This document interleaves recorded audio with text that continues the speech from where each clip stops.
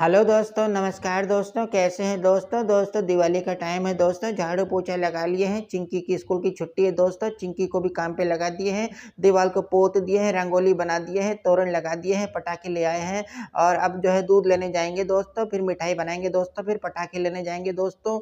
I am sure ये जो दोस्तों जो टू मच हो गया है, इससे आप इरिटेट हो चुके होंगे। हो सकता है आप मुझे कमेंट भी करें यार डीएसके ये दोस्तों बड़ा इरिटेटिंग था। लेकिन वाक़ई में क्या ये दोस्तों टाइप के कंटेंट इरिटेटिंग हैं? जैसा कि आप देखते ही हैं कि आजकल लोगों के बड़े व्लॉग चलते रहते हैं। दोस्तों खाना खा लिया है दोस्तों, दोस्तों अमेज़न से मँगाए थे दोस्तों, दोस्तों कैमरा रख देते हैं, झाड़ू पोछा करते हैं। इनफैक्ट गाँव देहात के लोग तो छोड़ो मित्रों, फराह खान भाई बॉलीवुड की नामी डायरेक्टर, कोरियोग्राफर, वो भी तमाम सेलिब्रिटीज़ के घर में पहुँच जाती है कैमरा रख कर के, आज मैं चिकन बना रही हूँ, पनीर बना रही हूँ। मेरे कहने का मतलब है कि जो आजकल सोसाइटी में चल रहा है, जिस तरह का कंटेंट लोग देखना चाह रहे हैं, हूबहू वही वाला कंटेंट बिग बॉस आपको परोस रहा है, यानी कि वही देखा-दिखाया कंटेंट।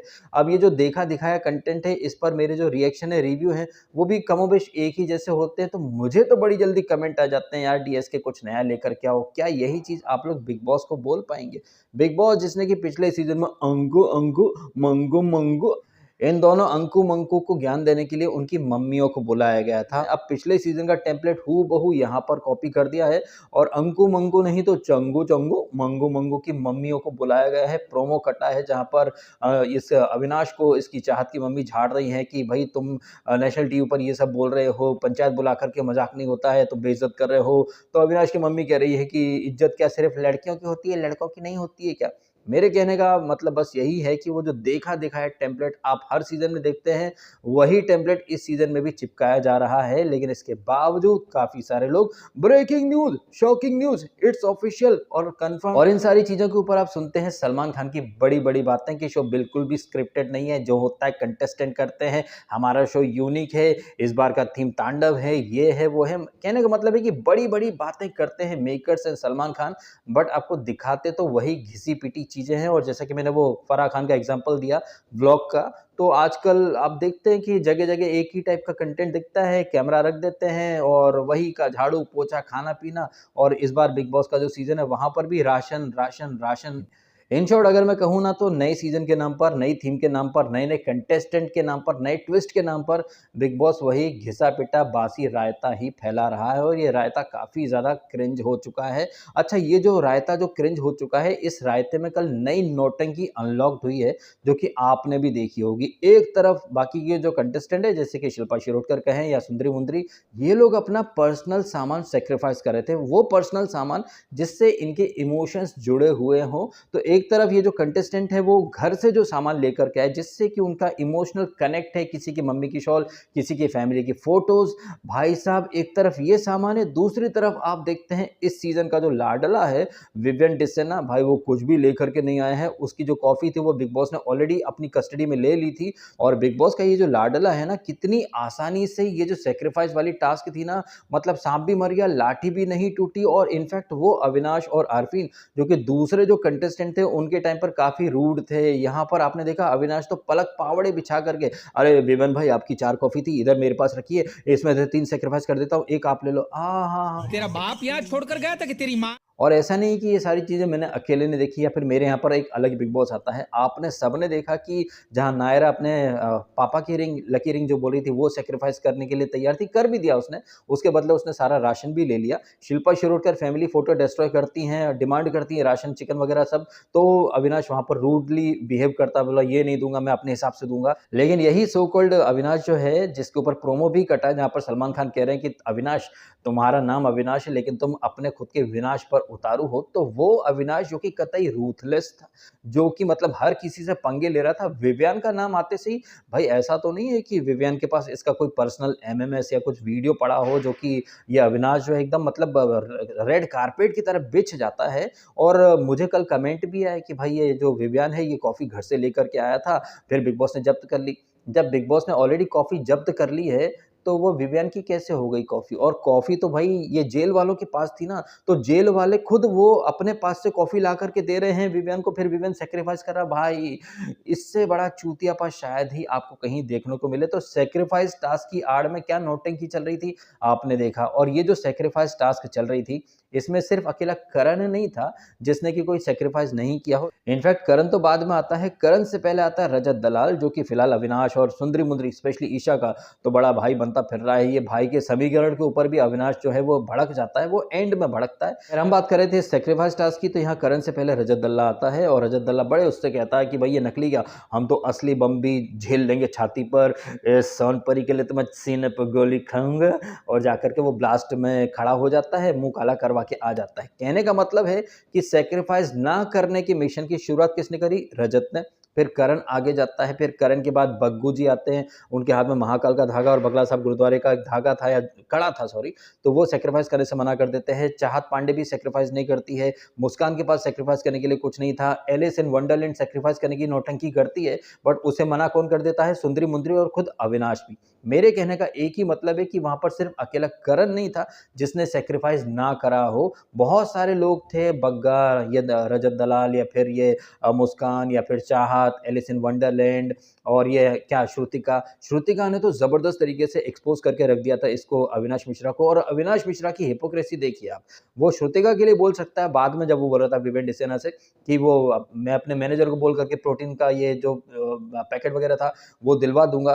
तो भाई जब मैनेजर को बोल करके प्रोटीन दिलवा सकते हो, तो मैनेजर को बोल करके इसकी विवेन की कॉफी भी तो आ सकती है, लेकिन मम्मी की शॉल या फैमिली का फोटो तो तुम नहीं दिला सकते। तो आप देखें अविनाश की क्या जबरदस्त लेवल की नौटंकी चल रही थी। नौटंकी थी या उसे ऑर्डर मिले हुए ऊपर से कि भाई कुछ भी हो जाए तो विवियन से पंगा मत लेना, तू सिर्फ करण से ही पंगा लेना, विवियन कुछ भी बोले तो भाई तू एकदम सरेंडर कर जाना, सो दैट लोगों के बीच में इमेज क्या जानी चाहिए, अरे भाई विवियन घर का लीडर है और उसके सामने ये जो तड़क भड़क में अकड़ में घूमने वाला जो अविनाश है वो भी सरेंडर कर जाता है। वाई?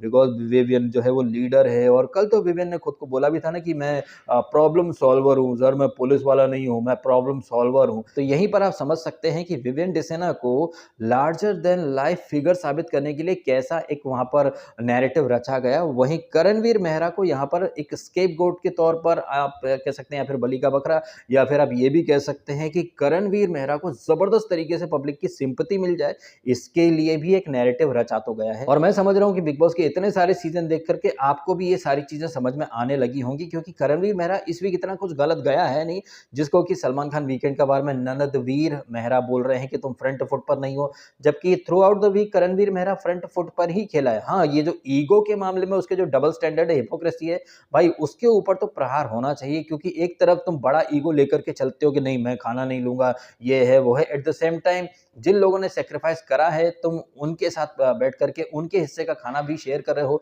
अगर आपका ईगो इतना बड़ा है, आपकी सेल्फ रिस्पेक्ट इतनी बड़ी है, तो भाई बिल्कुल मत खाओ। और अगर आपको खाना है तो हालांकि मैं इस टास्क की बात नहीं कर रहा हूँ, ये टास्क तो नौटंकी वाली थी, but other than that task आप मतलब ईगो तो साइड में रख ही देते हो ना। आपने 1-2 दिन पहले ही एप्पल, पेड़ दे दे, ऑरेंज दे दे, अंडे दे दे, तो आप जाते ही हो ईगो को साइड में रखकर। तो ये जो ईगो को लेकर के जो ये दोहरा मापदंड लेकर के चल रहा करणवीर मेहरा, ऑड डेज में मेरा ईगो मैं नहीं मांगूंगा, इवन डेज में आप खाने के लिए मतलब चुरा लेते हो या फिर जाकर के मतलब सरेंडर कर जाते हो। तो ये जो दोगलापन है ना, इसके ऊपर तो उसको जरूर घेरना चाहिए, लेकिन वो फ्रंट फुट पर नहीं खेलता है, तुम विवेन को ज्ञान देते हो, ये सारी चीजें क्या है भाई साहब, एक स्क्रिप्ट के तहत ही हो रही है। सो दैट क्या है कि करणवीर तो बाय डिफॉल्ट फ्रंट फुट पर ही खेल रहा है। हाँ ठीक है, पीठ पीछे बातें करता है, वो तो सब कोई करते हैं, लेकिन सिर्फ करण को ही घेरना, और कन्फेशन रूम में जिस तरह से बिग बॉस ने ब्रेन वॉश करा इसका सुंदरी का और शिल्पा शिरोडकर का, शिल्पा शिरोडकर वहां पर भी रो पड़ी यार। और जिस तरह से बिग बॉस 16 में वो निम्मो बोला करती थी, रोना मेरी स्ट्रेंथ है, रोना वीकनेस नहीं होती, ये शिल्पा शिरोडकर भी वही लाइन दोहरा रही है कि रोना कोई वीकनेस नहीं होती है। मैं भी रहूं क्या यार, मेरे को तो रोना भी नहीं आएगा, कोशिश करके देखूं। देखो मजाक मत उड़ाना, मैं अपनी स्ट्रेंथ दिखा रहा हूँ। कुछ भी कुछ भी अब ऐसा ना भैया, ये कुछ भी नहीं है, ये स्ट्रेंथ है। आज से रोना मतलब अपनी स्ट्रेंथ दिखाना। बिग बॉस 16 में निम्मो रो के खुद को स्ट्रॉन्ग दिखाती थी, यहाँ शिल्पा शिरोडकर दिखा रही है वही घिसी पिटी लाइंस को रिपीट करके। अच्छा, घिसी पिटी लाइन से याद है मित्रों, प्रोमो में सलमान खान करणवीर को क्या कह रहे हैं कि आप फैमिली को पूरा नहीं लेकर के चल पाए, अधूरा छोड़ दिया, आप अधूरा छोड़ देते हैं, यहाँ पर भी अधूरा छोड़ रहे हैं। आपको याद आ रहा है बिग बॉस 17 में मुन्नी जिहादी, मुन्नी बदनाम को सलमान खान ने ऐसे ही तो बोला था, आप एक को पकड़ते हो छोड़ देते हो, कभी तो कुछ पूरा कर लो। अरे लाइनें वही, वहाँ मम्मियों की चेयर भी वही, उसके बाद सलमान खान बोल देता अरे यहाँ कोई स्क्रिप्ट नहीं है, यहाँ तो सब रियलिटी है। भाई किस हद तक मतलब ये बेशर्म होकर के पब्लिक को टेकन फॉर ग्रांटेड ले रहे हैं, वही घिसी-पिटी लाइनें दोहराते हैं हर सीज़न में, लेकिन कहते हैं हाँ भाई ये सीज़न नया है, थीम नई है, ये है, वो है। एनीवेज़ ये सलमान खान ऑडियंस को जिस तरह ब्रेन वॉश करता है, वो तो ख़ैर आप सब देख ही रहे हैं। अब आ जाते हैं ये जिस तरह से बिग बॉस ने ब्रेन वॉश किया था सुंदरी का ही किया था ना शिल्पा शिरोडकर के साथ, और यही रोतली शिल्पा शिरोडकर और ये जो ईशा सिंह है, इन्हें कन्फेशन रूम में ब्रेन वॉश करने की कोशिश करता है बिग बॉस, और सारा ब्लेम डाल देता है करणवीर के ऊपर कि ये टास्क किसकी वजह से खराब हुई। किसकी वजह से खराब हुई? अरे भाई साहब बिग बॉस खुद तुम्हारी वजह से खराब हुई है, क्योंकि ये जो सो कॉल्ड सैक्रिफाइस करने वाली टास्क थी, ये एक नंबर की नौटंकी थी, और इस नौटंकी में 3 जो किरदार हैं, ये सुंदरी मुंदरी छछुंदरी, ये ज़बरदस्त तरीके की नौटंकी कर रहे थे। अब आप खुद सोचिए, आपने भी कल रात का एपिसोड देखा है जहाँ पर ये छछुंदरी उर्फ अविनाश बाद में खुद बोलता है कि मैंने तो बहुत सारा राशन छुपा रखा है, फिर बाद में वो कॉफ़ी के ऊपर जब वो सारा बोलती है अगर कॉफ़ी ये चुरा करके ले गए हैं, नहीं देंगे तो राशन नहीं खाना नहीं बनेगा, तो ये अपने खोपचे में से लेकर के कॉफ़ी लाकर दे देता है। और सुंदरी मुंदरी जो कि वहाँ ये सैक्रिफाइस वाली टास्क में बड़ी नौटंकी कर रही थी। भाई क्या ज़रूरत थी नौटंकी करने की? अविनाश ने तो हिंट भी दिया था ना, ये विवेन ने भी हिंट दिया था कि भाई खाना वापस जेल में ही आएगा, और जेल में अविनाश है, अपने को तो सैया भाई कोतवाल तो डर खाएगा। लेकिन कैसे नौटंकी कर रही थी, पहले वो ईशा ने मम्मी की शॉल डिस्ट्रॉय करने की नौटंकी करी, फिर एलिस खड़ी हो गई थी कि मैं नहीं चाहती मेरी वजह से कोई सफ़र करे, ऐसा है कि आई मेक श्योर कि भाई सबको खाना मिले। सबकी अगर इतनी फिक्र होती ना इसको सुंदरी मुंदरी छछुंदरी स्पेशली एलिस इन वंडरलैंड को, तो वो जो खाना चुराया था अविनाश ने वो खाना लेकर के आती, सबको इक्वली बाँट देती। तो ये भयंकर लेवल की नौटंकी थी। खुद बिग बॉस ने इन चीज़ों को सिरे से इग्नोर कर दिया कि ईशा, एलिस और अविनाश के पास तो ऑलरेडी बल्क में राशन है, चुरा करके पिलो में छुपा करके दाल, काबुली चना वगैरह ये बोलता ही है ना खुद। मतलब बिग बॉस ने खुद इन चीज़ों को इग्नोर कर दिया, बिल्कुल वैसे ही जैसे कल ये ग्रुप जो है, ये आई थिंक किसके साथ, नायरा के साथ बैठ करके डिस्कस करा था नॉमिनेशन के बारे में कि भाई हम टच नहीं करेंगे, तुम्हें टच नहीं करेंगे। मतलब ओपनली ये लोग नॉमिनेशन डिस्कस कर सकते हैं, ओपनली ये लोग खाना चुरा करके रख सकते हैं, उसके बाद सैक्रिफाइस की नौटंकी कर सकते हैं, बट सारी चीज़ों का बिल किस पर फटेगा? भाई करणवीर ने टास्क खराब कर दी। और मेरा मानना है कि इतना सब कुछ देखने के बावजूद अगर बिग बॉस करण को ही गलत बोल रहा है, तो ये सारी चीजें कहीं ना कहीं करण को एक पब्लिक की सिंपैथी दिलाने की निंजा टेक्निक है, और साथ ही साथ ये जो शो है अब पूरी तरह से करण वर्सेस विवियन ही हो करके रह जाएगा। तो बिग बॉस जो है वो खुद आगे बढ़ करके कैसे स्क्रिप्ट को इम्प्लीमेंट कर रहा है, कंटेस्टेंट अगर खुद कुछ नहीं कर पाए तो मेकर्स कैसे नैरेटिव क्रिएट करते हैं। विवियन वर्सेस करण ये डे 1 से प्लान था, और अब इसी पैटर्न पर ये शो आगे बढ़ने वाला है। और पता नहीं क्यों, लेकिन मुझे ऐसा लग रहा है कि जैसे बिग बॉस ने ग्रैंड प्रीमियर में फ्यूचर के टॉप 2 बताए थे, हालांकि वहां पर विवियन के साथ में लड़की थी एलिस इन वंडरलैंड, लेकिन जैसा कि आप सब देख रहे हैं और ये मेरा तो मानना है ही कि कोई भी फीमेल कंटेस्टेंट ऐसी है ही नहीं कि वो टॉप 2 में आ सके। तो क्या पता करण वर्सेस विवियन करते करते इन दोनों को ही टॉप 2 में लेकर के आ जाया जाए, बिकॉज फीमेल कंटेस्टेंट जितनी भी हैं वो सब की सब नोबड़ी हैं, एक नंबर की। किसी में भी टॉप 2 तो छोड़ो, टॉप 5 में आने का गुर्दा दिख नहीं रहा मुझे तो। इसलिए मेकर्स खुद आ गए हैं कि उन्हें अपने टॉप 2 अब कैसे लेकर के आना है। उन्होंने एलिस के लिए नैरेटिव बनाने की कोशिश करी होगी, बट एलिस, छछुंदरी, शिल्पा शिरोडकर और ये सब कुछ कर नहीं रहे हैं। श्रुतिका अच्छा कर रही कभी कभार, इनफैक्ट जिस तरह से वो आर्ग्यूमेंट कर रही थी, भाई वो तो शुद्ध हिंदी में आ गई थी, उसका साउथ इंडियन एक्सेंट तो चला ही गया था कहीं। तो श्रुतिका ठीक है इन लड़कियों से, बट आई डोंट थिंक कि वो टॉप 2 टॉप 3 में आ भी पाएगी। तो कहने का एक ही मतलब है कि सैक्रिफाइस वाली जो टास्क थी वो नेक्स्ट लेवल की नौटंकी थी, और वो लोग जिन्हें इजीली राशन मिल जाता तो वो भी वहां पर सैक्रिफाइस की नौटंकी कर रहे थे। लेकिन मैं अच्छे से जानता हूं कि ऐसे बहुत सारे लोग होंगे जो कि कल से ईशा, एलिस इन वंडरलैंड को जबरदस्त तरीके से ग्लोरीफाई कर रहे हैं, और इस ग्लोरिफिकेशन की गलतफहमी में ईशा सिंह भी थी। जब अगले दिन वो एंथम वेंथम सब हो जाता है, जब ये ईशा, शिल्पा शिरोडकर, ये विवेन वगैरह सब वहां पर खड़े रहते हैं, करणवीर बर्तन धोता रहता है, तब ये ईशा सिंह बोली थी ना, बिकॉज उसको बिग बॉस ने कर दिया था ब्रेन वॉश कि करण ने गेम खराब करा, तो वो यही बोल रही थी कि आप कर देते ना सेक्रीफाइस, आपने क्यों नहीं करा था। जब करणवीर पलट पलटवार करता है कि अगर मैं तेरा दोस्त होता, तेरी जगह होता तो मैं तेरे पैर पकड़ लेता कि फ़ोटो वगैरह वापस आ जाएगी लेकिन मम्मी की शॉल वापस नहीं आएगी। लेकिन अविनाश ने ऐसा करा क्या? और इतना सब सैक्रिफाइस करके तुमको मिला क्या? 1 किलो आटा, तो क्या फ़ायदा उसके सामने गिड़गिड़ाने का? हालाँकि करणवीर मेहरा जिस तरह से बाकी कंटेस्टेंट के सामने बात करता है, उस तरीके से अगर वो बिग बॉस से भी बात कर लेता, जब बिग बॉस उसे टास्क के दौरान टॉन्ट मार रहा था कि किसका ईगो बढ़ा, किसका ईगो शांत हुआ, तो करणवीर मेहरा वहाँ पर बोल सकता था कि बिग बॉस ऐसा है कि मैं आपके घर में आया हूँ, मैं अविनाश मिश्रा के घर में नहीं आया हूँ और मुझे यहाँ पर खाना टाइम से मिले, ये आपकी ज़िम्मेदारी है। आप अगर मुझे यहाँ भूखा मारने के लिए लाए हो या फिर यहाँ भिखमंगे की तरह बिहेव करने के लिए लाए हो, तो आप ऐसा बोल दो। हमारे कॉन्ट्रैक्ट में ये कोई बातें नहीं थी। जैसे गुणरत्न, अच्छा ये गुणरत्न साहब का जो एग्ज़िट है, अब मेरे को क्लिक हो रहा माइंड में कि गुणरत्न को परफेक्ट टाइम पर शो से बाहर जाने का शायद उन्होंने इच्छा जताई होगी, या हो सकता है कि मेकर्स ने बोला होगा उन्हें कन्फेशन रूम में बुलाकर कि गुणरत्न साहब, चूँकि आपने first week I think first weekend पर ही बोल दिया था ना यार, ये खाने-पीने की चीज़ों पर झगड़ रहे हैं, मैं नहीं झगड़ सकता, अपने से ये नहीं हो सकता, अपन तो हाई प्रोफाइल केस पर लड़ते हैं, ये चिंदी-पिंदी चीज़ों पर हम नहीं लड़ सकते। तो गुणरत्न साहब को आई थिंक बुलाया होगा कन्फेशन रूम में कि ऐसा है ना साहब, ये जो पूरा सीज़न है ये तो राशन के ऊपर ही चलेगा, बिकॉज़ आजकल लोगों के व्लॉग भी राशन ठुमका इसी पर चलते हैं, तो हमारे इस सीज़न में तो यही चलने वाला है। अब आप कंटिन्यू नहीं करना चाहते तो प्लीज़ आप जा सकते हैं, बिकॉज़ आपके पास तो काफ़ी हाई प्रोफाइल केसेस हैं और आई थिंक बाबा सिद्दीकी का मैटर भी शायद उनको बताया गया होगा, इसलिए वो चले गए बाहर। अच्छा, ये जो गुणरत्न साहब है जो कि अपनी मर्ज़ी से आए, अपनी मर्ज़ी से चले गए, या फिर ये कह सकते हैं कि मेकर्स की सेटिंग से आए, मेकर्स की सेटिंग से गए। ऐसे ही हेमा शर्मा के बारे में भी कुछ मीडिया पोर्टल्स में खबरें आई हैं कि उसका जो एक्स हस्बैंड है, उसने कुछ 3 साढ़े 3 लाख रुपए पे करे थे बिग बॉस वालों को। अब आप समझें कि बिग बॉस में अलग ही धंधा चल रहा है और ये तो आप काफ़ी टाइम से देख ही रहे हैं ना कि पिछले 3-4 सीज़न से ख़ास तौर पर सिर्फ सैटरडे वीकेंड का बार में मुद्दे की बात होती है, संडे पूरा प्रमोशन में जाता है। तो क्या ये नहीं हम मान करके चल सकते कि एंडेमॉल वाणिज्य एशिया जो है, ये जो सेलिब्रिटीज़ को बुलाते हैं फ़िल्मों का प्रमोशन वगैरह, ये हावी क्यों हो जाता है मेन एपिसोड के ऊपर? बिकॉज़ ऑब्वियसली वो लोग पैसा वगैरह देते होंगे और बिग बॉस उनका प्रमोशन करता है, तो पैसा दे कर के लोग बिग बॉस में आते हैं, जाते हैं।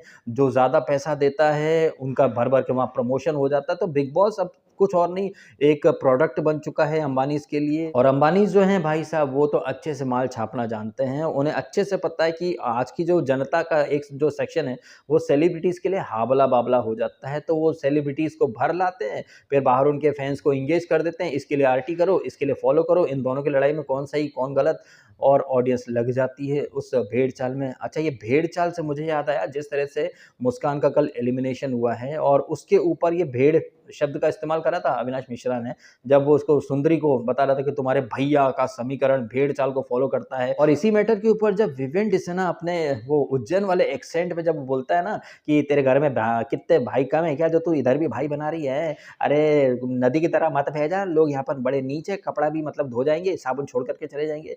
जिस अंदाज़ या जिस एक्सेंट में विवेन डिसेना बात कर रहा था, वो उज्जैन का है, मैं इंदौर का हूँ, तो एक्सेंट मेरे को समझ में आ जाता है और मुझे कहीं न कहीं अच्छा भी लगता है। जब वो उस अंदाज़ में मैं बात करते हुए लोगों को सुनता हूँ, तो मेरे बचपन की यादें ताज़ा हो जाती हैं। इंदौर में पला-बड़ा हूँ, उज्जैन में काफ़ी बार आया गया हूँ बाबा महाकाल के यहाँ, तो मुझे एक पता नहीं कैसे यार एक कनेक्शन एस्टेब्लिश हो जाता है जब मैं उस एक्सेंट में कुछ सुनता हूँ तो।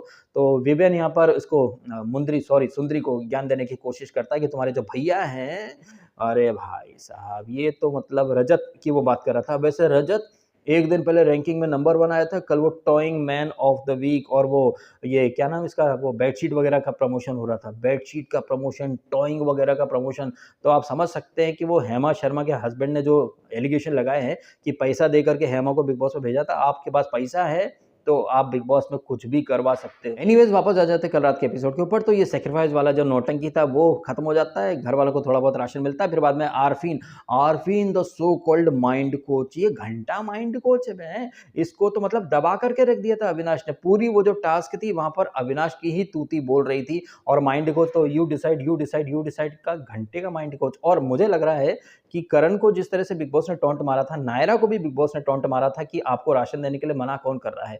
आरफीन। ये आरफीन ही तो है जिसके सपोर्ट में इन सब ने वोट भी करा था, उसे अंदर भी भेजा।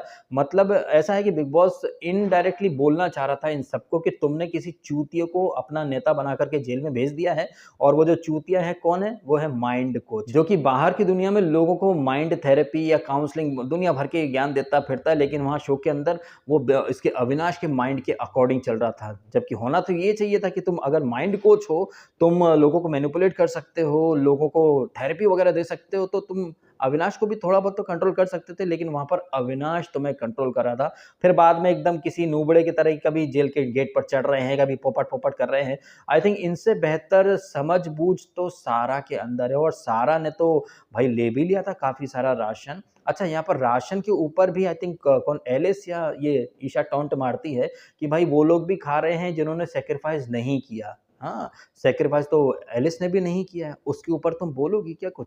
और अपना पर्सनल सामान तो विवियन ने भी कोई सैक्रिफाइस नहीं करा है, क्योंकि उसने जो कॉफ़ी सैक्रिफाइस करी है, वो तो ऑलरेडी सैक्रिफाइस्ड कैटेगरी में थी ना, वो तो अविनाश ला कर के दी, फिर ये किया, मैंने जोड़ा, घोड़ा भाग किया, भागाकार किया, हाँ, मैं तो कहता झाड़ियों में चलता, हाँ। मेरे कहने का मतलब बस एक ही है कि सुंदरी-मुंदरी जिस तरह से बाकी घर वालों को टॉन्ट मारती हैं पीठ पीछे बैठ कर के, कोई इन्हें आईना क्यों नहीं दिखाता है? और ये सुंदरी-मुंदरी को तो किसी सैक्रिफाइस की ज़रूरत ही नहीं थी, बिकॉज़ इनका सैयां भैया कोतवाल, और उस कोतवाल ने ऑलरेडी बोला ही था ना कि भाई खाना जेल में ही आएगा, वो इनडायरेक्टली बार-बार बोल रहा था। तो अब यही चीज़ें आपने भी देखी हैं, हमने भी देखी हैं, और बिग बॉस खुद देख रहा है। आश्चर्य की बात है कि 100-150 कैमरा रख करके सब कुछ देखने वाला बिग बॉस इन चीज़ों को इग्नोर कर देता है, और कैसे फिर वहाँ कन्फेशन रूम में सिर्फ करण को विलेन बनाने की कोशिश करता है। विलेन बना रहा है या पब्लिक की नज़र में हीरो बना रहा है, ये तो आने वाले दिनों में पता चल जाएगा। लेकिन इससे एक चीज़ एस्टेब्लिश हो रही है कि कैसे बिग बॉस है वो नैरेटिव सेट करता है।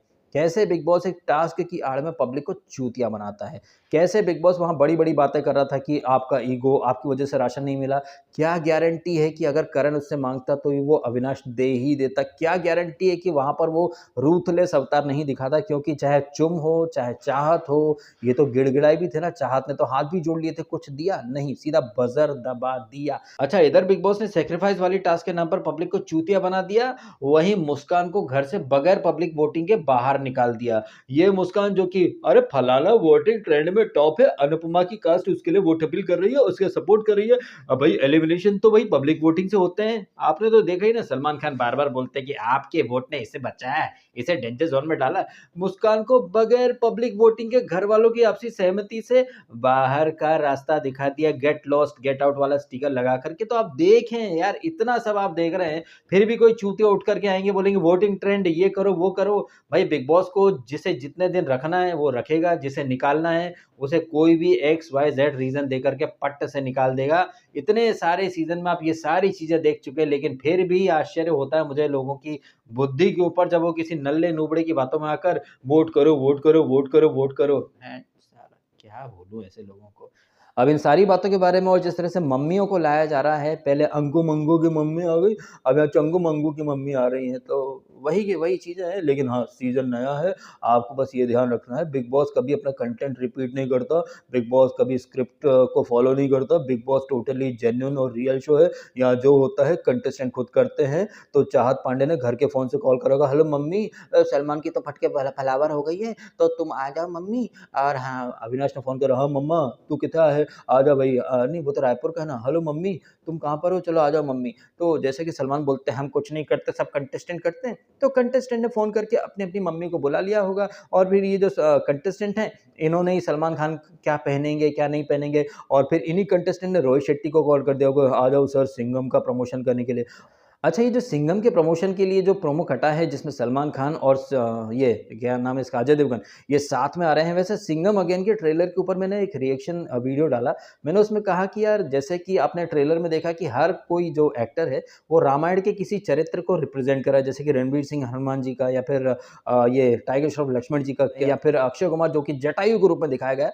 तो मैंने कहा था अपने उस वीडियो में कि सलमान खान को किस तरीके से पोर्ट्रे करेंगे, विभीषण या फिर सुग्रीव। अब जिस तरह से प्रोमो कटा है ये तो भरत मिलाप वाला प्रोमो लग रहा है। तो क्या चुलबुल पांडे जो है वो मॉडर्न डे रामायण में भरत जी का रोल निभाने वाला है? कि जिस तरह से गले मिल रहा है चुलबुल पांडे सिंघम से, भरत मिलाप वाली फीलिंग आ रही है। अब खैर ये तो दिवाली पर पता चल ही जाएगा कि चुलबुल पांडे की जो एंट्री है वो किस कैरेक्टर के तहत या फिर किस स्कीम ऑफ थिंग्स के तहत की जाएगी। दिवाली पर ये पिक्चर रिलीज होगी, जिसका प्रमोशन हम आज रात के एपिसोड और कल रात के एपिसोड में भी देखेंगे। अब चूंकि यहाँ पर सिंघम की टीम है तो रोहित शेट्टी भी आएंगे, और रोहित शेट्टी खतरों के खिलाड़ी को होस्ट भी करते हैं, और खतरों के खिलाड़ी में अभी करण जीता तो उसकी जीत का मखौल उड़ा रहा था अविनाश मिश्रा। तो दिली ख्वाहिश तो ये है कि रोहित शेट्टी जो है वो अविनाश को एक चैलेंज दें कि भाई तू आ जाना खतरों के खिलाड़ी में और फिर तू जीत करके दिखा देना, क्योंकि किसी की जीत का मखौल तो तुम आराम से उड़ा सकते हो, वो भी तब जबकि उस बंदे ने वहां पर खुद को साबित करके जीत हासिल करी है। ऐसा भी नहीं कि बिजलानी की तरह एक कंफर्ट जोन वाले स्टंट दिए गए हों तो जीता हो। करण ने तो डिफरेंट स्टंट में खुद को साबित करा है। तो अविनाश मिश्रा, अगर आप इतने बड़े फाइटर हो तो अपने फियर से फाइट करने के लिए खतरों के खिलाड़ी के अगले सीजन में आ जाना। मैं इस चीज़ का बड़ी बेसब्री से इंतजार कर रहा हूँ, मैनिफेस्ट करूंगा मैं इस चीज़ को। वैसे मैं अपने लिए बहुत कुछ मैनिफेस्ट करता हूँ कि वहाँ पर सलमान नहीं है, वहाँ मैं हूँ, मैं कंटेस्टेंट को झाड़ रहा हूँ, रियलिटी चेक दे रहा हूँ। पता नहीं मेरा ये मैनिफेस्टेशन कब पूरा होगा।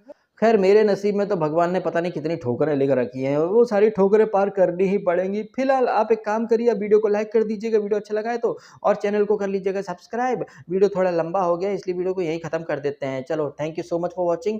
अपना ध्यान रखिएगा। नमस्कार।